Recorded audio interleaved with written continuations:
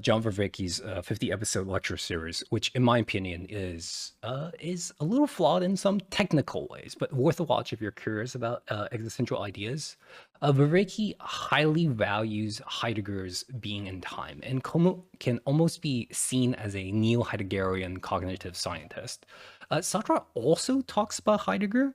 Um, um, what was the point here? Like, many philosophers note wrongly about him. Right. Sartre's reading of, I remember now, reading of Heidegger was largely dictated by a very questionable French translation. One of the first French translations of Heidegger's magnum opus.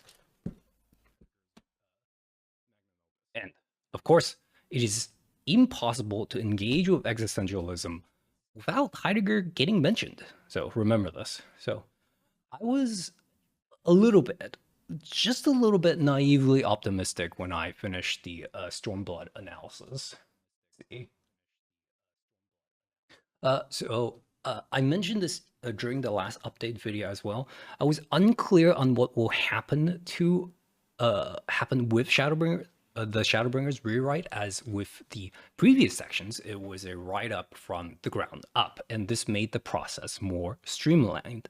And I felt like it was easier when I went through it multiple times, that process. For Shadowbringers, the foundational text structure and ideas had to remain, but what needed to happen was fully reworking the ideas of the work I had done in the previous sections into the Shadowbringers rewrite.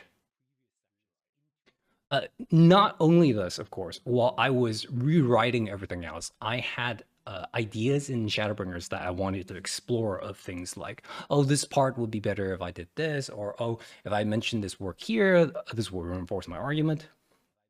In this case, when I was brainstorming the rewrite, it seemed deceptively simple because the goal wasn't to build from the ground up, but about buffering all the arguments. Therefore, the first couple of months after October 2024 was more on doing more of the mechanical side of the work while I was in the depths of being in nothingness. Of course, when I say mechanical, what is meant is my ever accursed relationship with timestamping my playthroughs so that I can mark which clips to use along with my argument. The timestamping that I always do serves as the primer of understanding the story, both in its themes and format, on the rewatch of my playthroughs, which I accept now as a core part of my method, even though I will always do it kicking and screaming.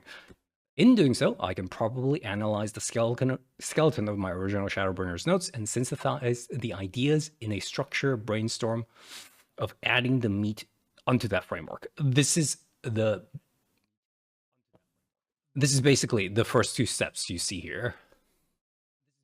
Also, mechanically, several things were happening with grabbing the footage of certain key quests that I haven't played in the game.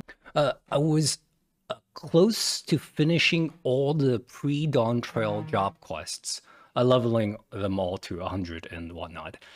And I needed to play the story all the way to the end of 6.5 while I was just on 6.3, patch 6.3 before.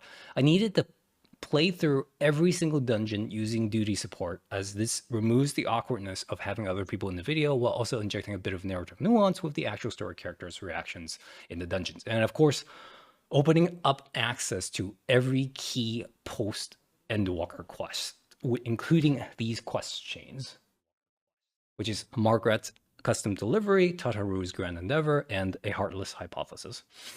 We'll get to the other quests you see on this list later. Again, not only does this involve merely playing through the content, recording it, and also editing the video, cutting the fluff, cataloging these videos, making backups of it, and of course throwing them on a site where I have easy access to all this relevant content. We'll get back to the ironies of this in a second. Therefore, you will note why this process of work took around until the end of 2024. In this case, at the beginning of 2025, I was mostly finished with being a nothingness, while coming to an impasse on where I wanted to go on my philosophical journey. In this case, I read Albert Camus' The Rebel as a bit of a buffer. Furthermore, I believe the writing was going well with patch 5.0's rewrite.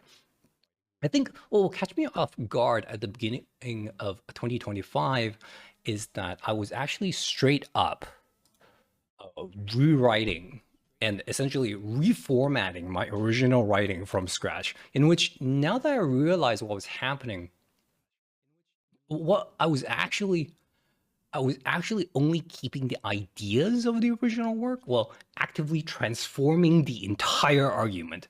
This is an effect of reading too much philosophy, as one of the predominant side effects is seeing where your rhetoric succeeds or fails. So, one of the biggest reasons of doing this is, again, directing the entire flow of the writing and argumentation from ARR to Stormblood into Shadowbringer's writing. So, in other words, like tracing all the content and the ideas up to the Shadowbringers writing. Looking back, this total transformative process was a bit of a surprise to me, as when I started doing the part one that you see, I merely thought I was doing a bit of like, I thought I was just doing this like I was brushing up, not that it will determine the course of the Shadowbringers rewrite. In terms of writing, everything I mentioned became most notable around section 2 that you see here. Sorry. In essence, this is when you see what it means when Final Fantasy XIV is an epic story. If we trace the movement of A Realm Reborn Thancred, where it's like, haha, I'm a womanizer, alcoholic, and a workaholic, to Shadowbringer's Thancred of, I'm worthless, I hate my life, I'm not doing enough. The biggest part to the transformation to the writing was my relationship to the understanding of Minfilia's, like, her actual story. In the original Shadowbringer's writing, Minfilia's part is greatly glossed over. However, in the rewrite, having played through patch 1.0 and re-examining her character through her relationship with Thancred, the writing needed to reflect this new understanding. And the Minfilia example here is also one of the core goals of the writing, and the difference between what the writers wanted her story to be versus what it became in Final Fantasy XIV. To give a counter example of this, what you see here in section 4 on villains in conflict is extremely, the writing is extremely smooth, as they are self-contained arguments on a narrative analysis itself. In other words, sections like this only needed like a slight touching up,